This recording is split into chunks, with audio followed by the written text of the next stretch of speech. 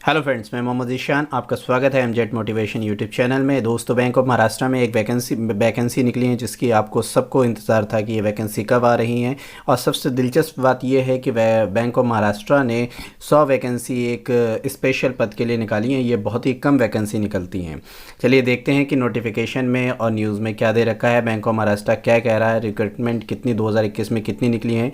देखिए, आप हेडलाइन देख ही रहे हैं कि इसमें लिखा हुआ है bank of Maharashtra recruitment 2021 bank of Maharashtra में इन विभिन्न पदों पर निकली बम्पर वैकेंसी, आवेदन प्रक्रिया शुरू, 2 लाख मिलेगी सैलरी। देखते हैं कैसे क्या इसमें ये बता रहे हैं। बैंक ऑफ महाराष्ट्र रिक्रूटमेंट 2021 उम्मीदवार आवेदन करने से पहले दिए गए इन सभी आवश्यक बातों को ध्यान से पढ़ लें। ज़रूरी भी है दोस्तों, पढ़ लिया जाए फिर।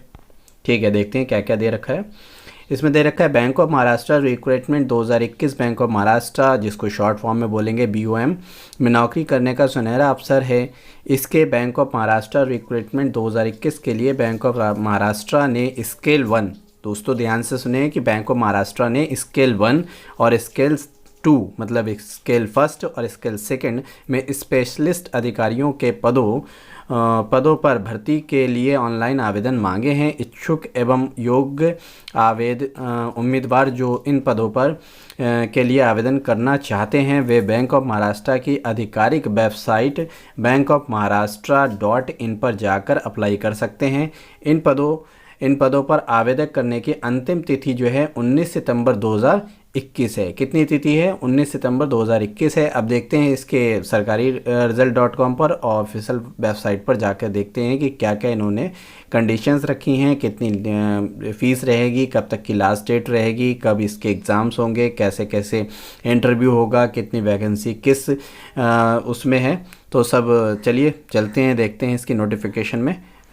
दोस्तों, जानते हैं बैंक ऑफ महाराष्ट्र के बारे में पूरी डिटेल। ठीक है, बैंक ऑफ महाराष्ट्र के बारे में अगर देखी जाए, इसकी इम्पोर्टेंस डेट के बारे में बात देखी जाए तो इसकी एप्लीकेशन जो है 1 सितंबर 2021 से स्टार्ट होने वाली हैं और स्टार्ट हो गई हैं। और लास्ट डेट इसकी जो है 19 सितंबर 2021 को है। और एग्ज़ामिनेशंस की जो पेमेंट डेट है वो 19 सितंबर 2021 है। एग्ज़ाम डेट की अगर बात करी जाए तो अभी इन्होंने यहाँ पर क्लियर नहीं किया है, पर जल्दी से जल्द एग्ज़ाम डेट आ जाएगी। और एडमिट कार्ड अवेलेबल होंगे, उनकी भी डेट अभी इन्होंने क्लियर नहीं की।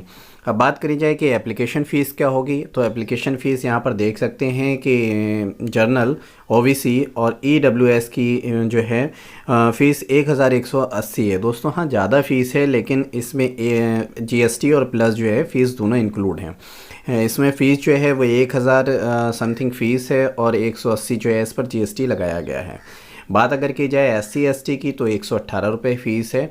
और ऑल कैटेगरी फ़ीमेल कैंडिडेट की और PH कैंडिडेट की अगर बात की जाए तो उसमें कोई भी फ़ीस नहीं पड़ेगी। जैसे कि आप अधिकतर पोस्टों में देखते हैं कि महिला कैंडिडेट होती है या PH कैंडिडेट जो होता है उसमें कोई भी फ़ीस नहीं होती है। सेम इन्होंने यहाँ पर भी महिला कैंडिडेट और PH के लिए जो है वो ये सुविधा दे रखी है कि उनसे कोई भी फ़ीस नहीं पड़ेगी। बात कर ली जाए कि इसका पेमेंट फ़ीस का कैसे करा जाएगा, तो पेमेंट जो है फ़ीस का डेबिट कार्ड से कर सकते हैं, क्रेडिट कार्ड से कर सकते हैं या किसी भी नेट बैंकिंग से कर सकते हैं। अब यहाँ पर बात आती है कि एज लिमिट क्या होगी। सबसे पहले हमें देखना है कि एज लिमिट इसमें काउंट कर रहे हैं 31 मार्च 2021 से ही काउंट करेंगे, ना इससे पहले ना इसके बाद में। अब इसमें कुछ स्पेशल वैकेंसी दी हैं, उस हिसाब से इन्होंने अलग अलग जो है एज रखी हुई है। जैसे for agriculture field officers and IT support के लिए जो है वो मिनिमम एज जो है 20 और मैक्सिमम एज जो रहेगी वो 30 रहेगी। और बाकी अदर पोस्ट जितनी भी बाकी रहेंगी उनमें मिनिमम जो है एज 25 और मैक्सिमम एज जो है 35 रहेगी। मतलब 25 मिनिमम एज और मैक्सिमम एज जो है 35। और एज की अगर बात कर ली जाए कि किस में BOM में कितना कितना जो है रिलैक्सेशन मिलेगा, तो अभी वो नोटिफिकेशन में देखेंगे किसका कितना रिलैक्सेशन मिलता है।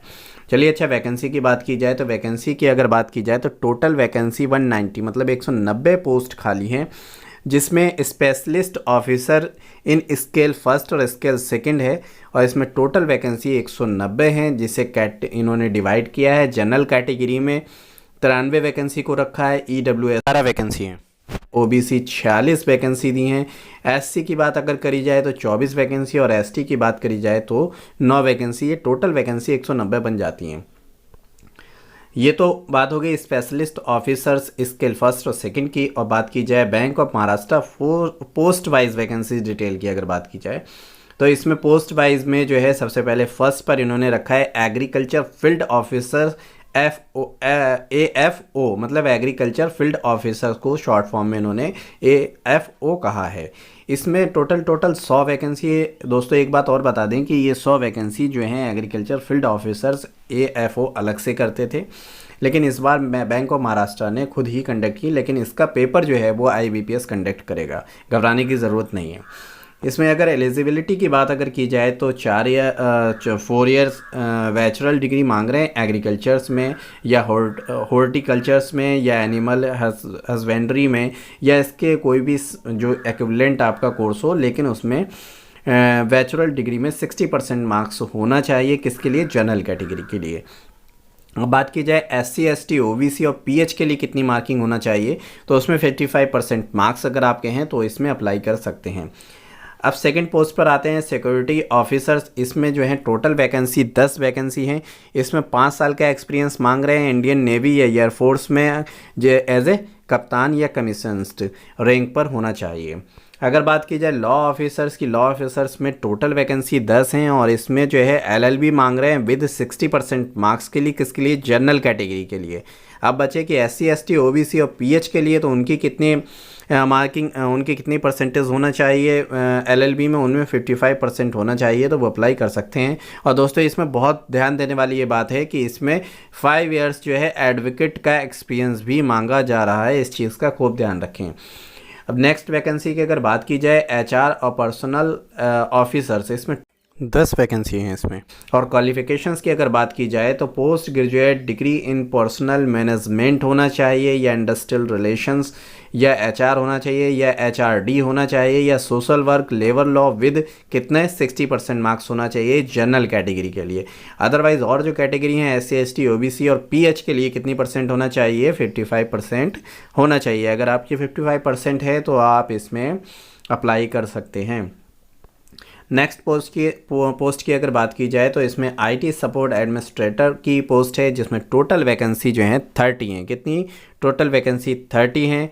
इनमें क्वालिफ़िकेशन अगर बात की जाए तो BE या BTech मांग रहे हैं, कंप्यूटर साइंस से, इलेक्ट्रॉनिक भी मांग रहे हैं, इलेक्ट्रॉनिक्स या फिर कम्युनिकेशंस। और अगर इसके बाद ये ना हो तो इसके अलावा जो है MCA हो आपके पास, MCA ना हो तो MSc होना चाहिए, CS विद मिनिमम कितने परसेंट? 55% मार्क्स होना चाहिए। ये जनरल कैटेगरी के लिए है। बाकी other category SC ST OBC और PH के लिए जो है 50% मार्क्स होना चाहिए। ऐसी सेम इसी में DBA जो है, इसमें 3 पोस्ट हैं। सेम क्वालिफिकेशन जो IT सपोर्ट एडमिनिस्ट्रेटर में मांग रहे हैं, सेम इसमें DBA में मांग रहे हैं। ऐसी विंडोज़ एडमिनिस्ट्रेटर में मांग रहे हैं, इसमें टोटल वैकेंसी 12 है। प्रोडक्ट सपोर्ट में इंजीनियर होना चाहिए। इसमें क्या चीज़ है? 3 वैकेंसी हैं। और नेटवर्क सिक्योरिटी एडमिनिस्ट्रेटर 10 वैकेंसी हैं। Email administrator 2 vacancy. इनमें सब में क्वालिफिकेशन जो IT सपोर्ट एडमिनिस्ट्रेटर में है वो इनमें सब में क्वालिफिकेशन होना चाहिए, और आप इस फॉर्म के लिए अप्लाई कर सकते हैं। दोस्तों हमने जान लिया कि इसकी लास्ट डेट क्या है, और लास्ट डेट जो है 19 सितंबर 2021 है, और एप्लीकेशन स्टार्टिंग होगी 1 सितंबर 2021 से। अब जानते हैं कि इसमें एग्ज़ाम पैटर्न क्या होगा, और इसमें एज में कितना रिलैक्सेशन दिया जाएगा, और साथ ही साथ में सेंटर कहाँ होंगे। दोस्तों हम आ चुके हैं बैंक ऑफ महाराष्ट्र की नोटिफिकेशन पर। इसमें हम एज लिमिट देखते हैं। सबसे पहले आपसे हमने कहा था कि 31 मार्च 2021 को एज जो है काउंट की जाएगी, और इसमें कितना रिलैक्सेशन किसको किस कैटेगरी में मिल रहा है वो देखते हैं। सबसे पहले हम कैटेगरी अगर देख लें तो शेड्यूल कास्ट, शेड्यूल ट्राइबल की अगर कैटेगरी देखी जाए तो इसमें 5 साल का रिलैक्सेशन मिल रहा है। सेकंड अगर बात करी जाए अदर बैकवर्ड का क्लासेस, मतलब नॉन क्रीमी लेयर की अगर बात करी जाए, OBC की अगर बात की जाए तो इसमें 3 साल का रिलैक्सेशन मिल रहा है। ऐसी थर्ड नंबर पर आते हैं पर्सनल और with bench mark disabilities PWBD की अगर बात की जाए तो इसमें SC ST को 15 साल का और OBC को 13 साल का और जनरल EWS को 10 साल का जो है एज रिलैक्सेशन मिल रहा है। और फोर्थ नंबर पे अगर बात की जाए तो इसमें एक्स सर्विसमैन या commissioned officers including emergency commissioned officers EC के ओएस short services commissioned officers SSC CO who एचए रेंडर्ड 5 इयर्स मिलिट्री सर्विसेज। कोई भी सर्विसमैन या एक्समैन्स जो है इस एप्लीकेशंस के अप्लाई कर रहा है, इसका मतलब उसे कितने साल की जो है छूट दी जाएगी, उसको 5 साल की छूट दी जाएगी। हाँ दोस्तों, कोई भी एक्समैन या कमीशंस्ड या फिर कोई भी जो है एक्समैन या आर्मी या मिलिट्री का बंदा इसमें अप्लाई करता है इस पोस्ट के लिए, तो उसको 5 साल की छूट दी जाएगी। सबसे बड़ी बात यहाँ पर, बहुत अच्छी बात। फिफ्थ नंबर पर अगर कोई पर्सनल ऑफर्ड है बाई 1984 में, उसमें 5 इयर्स का जो है उससे रिलैक्सेशन दिया जाएगा, उसको 5 साल की छूट दी जाएगी।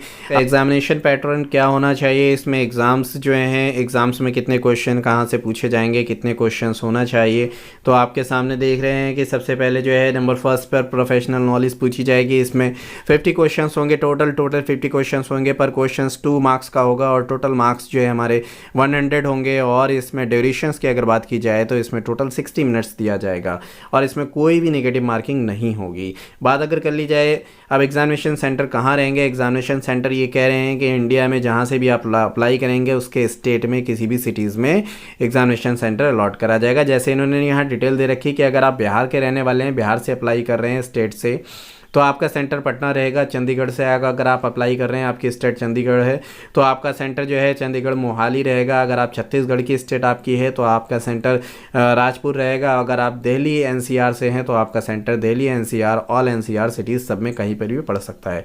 अगर आप गोवा की आपकी गोवा सिटी है तो आप पैनाजी में सेंटर रहेगा। और गुजरात की अगर आपकी स्टेट है तो अहमदाबाद गांधीनगर में आपका सेंटर रहेगा। और झारखंड में अगर आपकी स्टेट है तो रांची आपका सेंटर रहेगा। और कर्नाटका अगर आपकी स्टेट है तो बेंगलुरु जो है आपका सेंटर रहेगा। केरला अगर आपकी स्टेट है तो आपका तिरुवनंतपुरम आपका सेंटर रहेगा। और मध्य प्रदेश से हैं तो आपका भोपाल सेंटर रहेगा।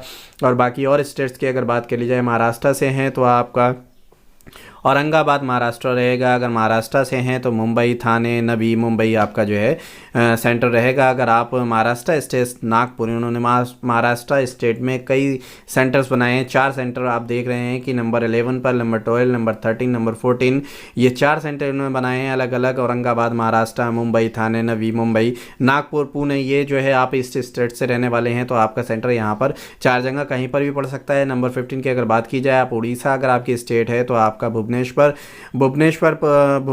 वर में आपका जो है वो आपका सेंटर रहेगा। राजस्थान से अगर आप स्टेट है आपकी तो आपका जयपुर रहेगा। और तमिलनाडु तो आपका चेन्नई। और तेलंगाना तो हैदराबाद। उत्तर प्रदेश तो लखनऊ। सबसे पहले देखने वाली बात ये बात है कि अधिकतर कैंडिडेट उत्तर प्रदेश से होंगे, तो यहाँ पर उत्तर प्रदेश का जो है सेंटर लखनऊ रहेगा। ध्यान से देखिए कि उत्तर प्रदेश स्टेट के रहने वाले कैंडिडेट का जो सेंटर कहाँ रहेगा, लखनऊ सेंटर रहेगा। वेस्ट बंगाल से अगर आप रहने वाले हैं, आपके स्टेट अगर वेस्ट बंगाल है तो आपका सेंटर कोलकाता में रहेगा। अब बात अगर की जाए कि फॉर्म को कैसे अप्लाई करना है, तो ये तो आपको कैफे पर जाके ही कंफर्म करना पड़ेगा। आप उससे फिल करा सकते हैं डिटेल बाय डिटेल। दोस्तों, अगर आप एक्सपर्ट हैं किसी चीज़ में, फॉर्म अप्लाई करने में, या आपको नॉलेज है फॉर्म फिल करने की, तो ही आप अपने आप फिल किया करें, जो भी वैकेंसीज आए करें। नहीं वरना आप कैफे पर जाकर फीस की चिंता ना करें, वहीं से अप्लाई करा करें। वहाँ पे छोटी छोटी बातें हम लोगों को दिक्कत दे सकती हैं, इसलिए जो भी कैफे पर बंदा जो है वो पूरी डिटेल जानता है, उसको फॉर्म दीजिए, वो फिल करेगा। इसलिए फॉर्म को कैसे अप्लाई करना है तो आपको ये कैफे कन्फर्म करना पड़ेगा। बेसिक डिटेल मैंने आपको दे दी है। दोस्तों, अगर आपको ये वीडियो अच्छी लगी है तो मेरी वीडियो को लाइक करें, शेयर करें और अपने दोस्तों को ज़्यादा से ज़्यादा शेयर करें। दोस्तों, अगर इस वीडियो में कोई भी आपको कुछ और पूछना है तो कमेंट बॉक्स में आप मुझसे पूछ सकते हैं इसके बारे में डिटेल बेखटक होके। दोस्तों, फिर मिलेंगे नेक्स्ट वीडियो के साथ। अलविदा, जय हिंद, बाय।